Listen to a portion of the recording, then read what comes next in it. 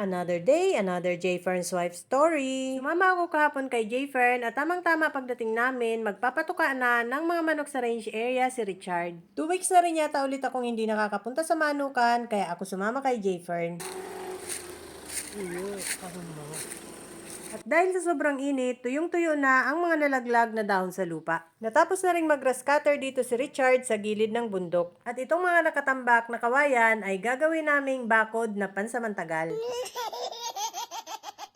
Mga kugo nang tumutubo dyan sa gilid ng bundok at nung nag-grass cutter ni Richard, masakit pala sa paa pag naapakan. Masakit apakan yung grass cutter.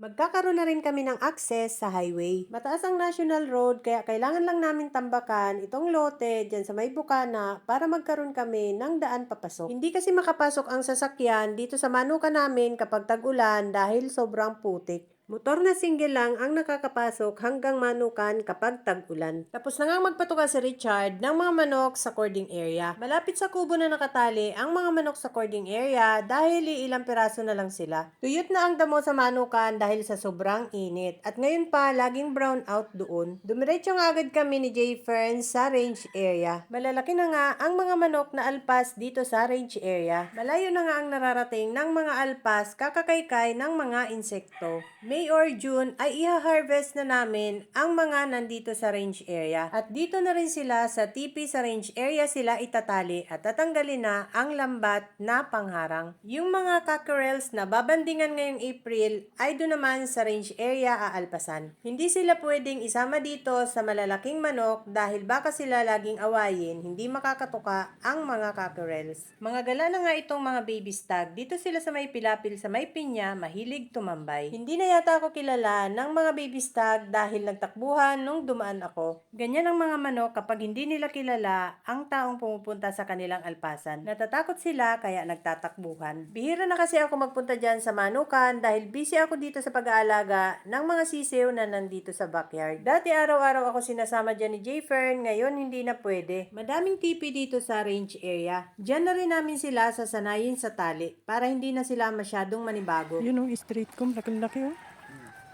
Itong manuka na ito ang pinakamalaki dyan sa range area. Anak ng puso mo yan sa anong 5K na state yun. Laki. Laki ng katawan yan. Laki-laki oh. Buti ka ako hindi pa yan ang aaway ng ibang mga manok na alpas dyan dahil siya ang pinakamalaki sa lahat ng manok dyan. Sabi ni Jfern, kapag may nag-aawayan dyan sa range area, takbo din ang pinakamalaking baby stag na yan at pinapalo niya parehas. Para pala siya kakong referee dyan at pag nag-aawayan ay taga-awat.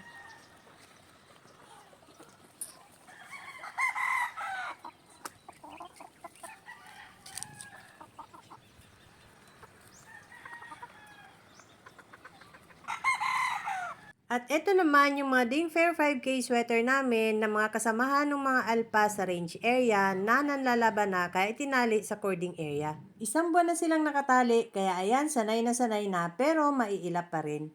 Nakakatuwa ang mga baby stag na yan at talagang malalaki na. At ito pa yung isang itinali na rin. 3 silang mga baby stag na matatapang noon kaya itinali na agad dyan sa cording area. Nakakatuwa naman itong baby stag na to dahil matangkad siya. Mukhang manlulugo na rin ang kanyang mga buntot. Mukhang mailap nga dahil takot sa akin. Hindi na yata ako kilala ng mga baby stag na to. Ito si Putot at yan ngayon mahaba na nga ang kanyang buntot dahil sumibol na. Ito yung baby stag na aalpasan sana sa range area kaya lang walang tigil kakapamalo sa mga kasama niya. Kaya siya ang kauna-unahang itinali dito sa cording area. Pagkatapos nga ay pumunta kami ni Jfern sa breeding range dahil titingnan niya yung nagpipisa ang anak ng hatch pullet namin. 2 sisiw na ang inuwi dyan ni Jfern at ngayon yung mga napisang sisiw ulit ay iuuwi namin. Tiningnan nga ni Jfern ang pugad at nakita niya may mga napisa na ulit at inabot sa akin. Iuuwi ulit namin para hindi maipit ng inahin yung mga sisiw.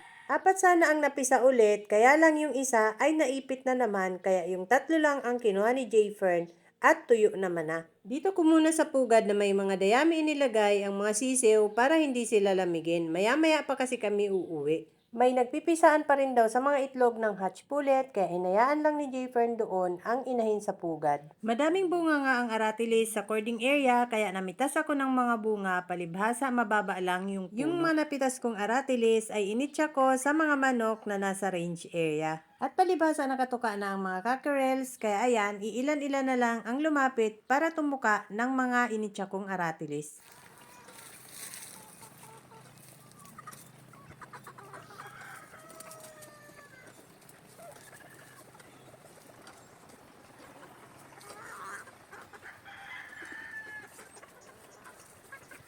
Schedule ng banding bukas ng mga cockerels, kaya magdi-disinfect si Richard ng breeding range. Diyan kasi sa breeding range aalpasan yung mga cockerels na babandingan. Inalpasan muna ni Jayfern lahat ng mga inahin na nakakulong sa tangkal dahil pati yung tangkal ay i-disinfect din ni Richard.